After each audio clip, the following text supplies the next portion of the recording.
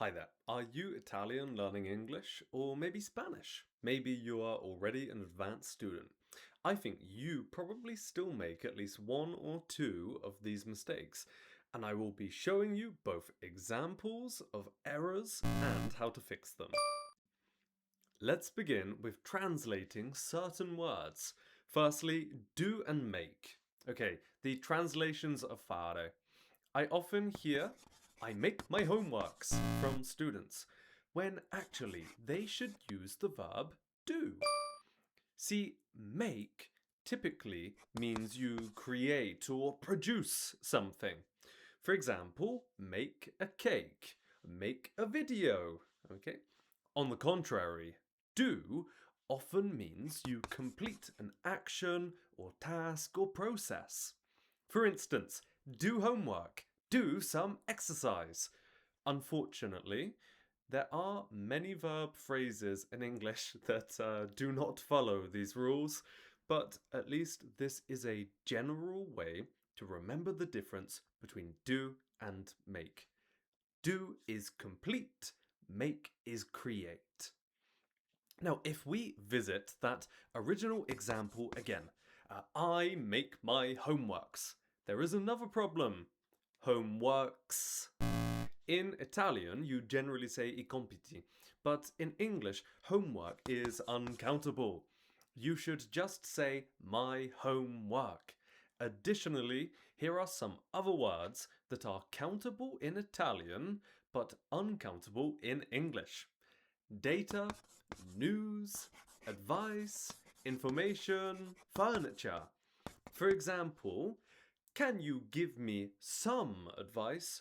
Not, can you give me an advice? Lastly, hair is unique in English. It describes all of the hair on your head. If you say a hair, you describe specifically just one singular piece of hair.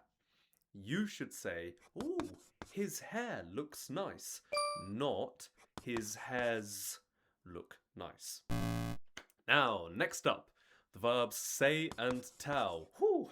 Obviously a complicated topic because Italian does not differentiate two separate verbs, only the verb dire.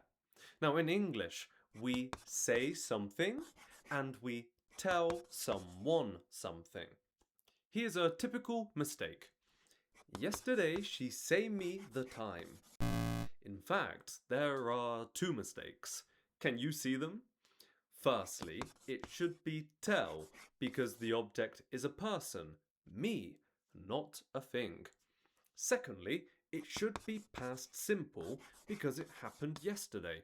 So, do you know the correct sentence? It's yesterday she told me the time. We're almost finished now.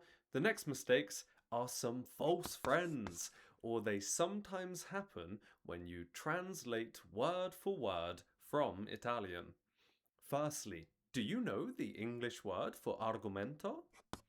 Usually, it is not argument, but instead topic. An argument is a discussion when you are angry and fighting, okay? But a topic is just the main idea of something. For instance, the topic of this video is common Italian mistakes. Next, many Italians translate secondo me to according to me, but this sounds very unnatural in English. Do you know any other phrases that sound better?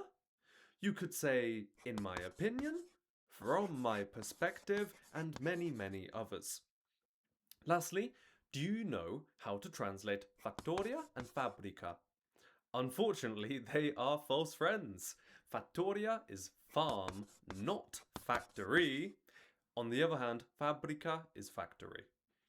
The final mistake of the video, describing your age in English. Particularly lower level Italian students will say how many years you have when they actually mean how old are you. Remember, in English we use the verb to be plus years plus old. For example, she is 30 years old, or you are 25 years old. That's the end of the video. I hope you enjoyed it, and I am planning to make another video with more typical Italian speaking mistakes. If you have any topics you want me to explain, then please comment below and I will make a video teaching them.